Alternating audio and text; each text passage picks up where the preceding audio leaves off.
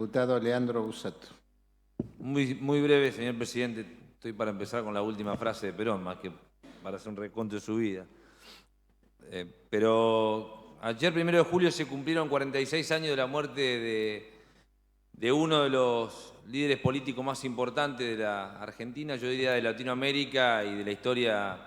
reciente del siglo XX. Hablar de Perón es hablar de una revolución inconclusa, hablar de Perón es hablar de un dirigente político que rompió sin lugar a dudas el molde para los dirigentes de su época, y hablar de Perón es hablar claramente de un pensamiento totalmente adaptable a la realidad. Perón fue un dirigente que pudo romper los moldes de la época porque construyó, como diría Leopoldo Marechal, de una masa inerte un pueblo consciente. Y fue un dirigente político que además permitió sublevar al subsuelo de la patria, un 17 de octubre consciente del hambre, de la miseria y la falta de derechos, y la transformó claramente en un pueblo que a partir de ahí cambió rotundamente la historia de la Argentina tal cual la conocemos. Reivindicar la salud pública, como se hacía recién con el doctor Hermes Wiener, también es hablar de Perón y de Ramón Carrillo. Reivindicar la economía al servicio del pueblo también es hablar de Perón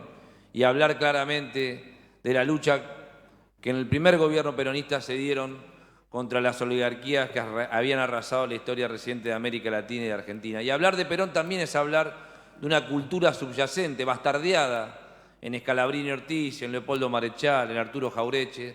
y en tantos otros poetas populares que habían comenzado ya por Forja y que adhirieron sin lugar a dudas a lo que fue, por lo menos para ellos y para nosotros también, una revolución silenciosa que terminó un 17 de octubre con la consagración del movimiento más importante que América Latina recuerda en los últimos 70 años. Hablar de Perón también es hablar de una historia trágica en la Argentina, de bombardeos, de fusilamiento, de resistencia, de heroísmo y de un sujeto colectivo construido sobre la base del martirio de los pobres, de los muertos y los desaparecidos que resistieron, dando la vida, literalmente, por Juan Domingo Perón, exiliado durante 17 años,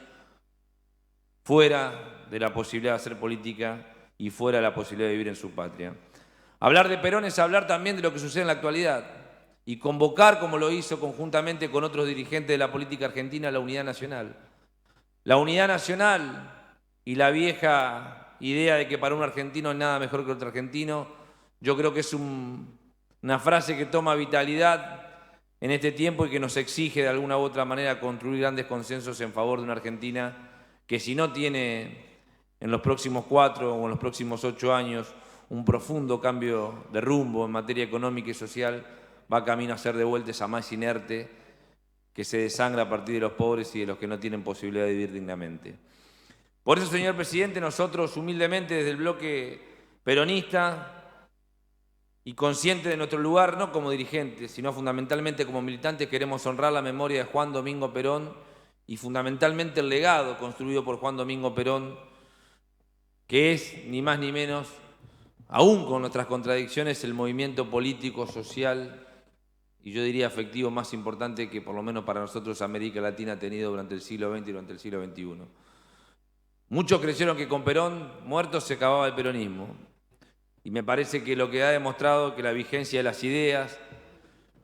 que la no claudicación de las banderas de justicia social, independencia económica y soberanía política y que la posibilidad de apostar a la reivindicación de la lucha de las ideas y de la comunidad organizada en aquel famoso discurso de Perón del 49, allá en el Congreso de Filosofía de Mendoza, nos permite seguir evocando claramente la convocatoria contra una patria mucho más justa, más libre, más soberana. Ni hablar de lo que fue el primer esbozo del Mercosur con el ABC, ni hablar lo que fue el llamado el continentalismo que hizo y que bien nos remonta a lo que puede estar pasando en el mundo hoy. Perón fue, para su época, un estadista y para la nuestra, sin lugar a dudas, un dirigente que ha dejado un legado enorme que nuestras generaciones tienen que seguir continuando. Con sus aciertos y sus errores, como recién reivindicábamos a otro dirigente político en esta Casa de las Leyes, nosotros queremos rendir un humilde homenaje al mejor de los nuestros, al fundador de nuestro movimiento y a un argentino que ha logrado traspasar los tiempos y perdurar en la eternidad. Muchas gracias.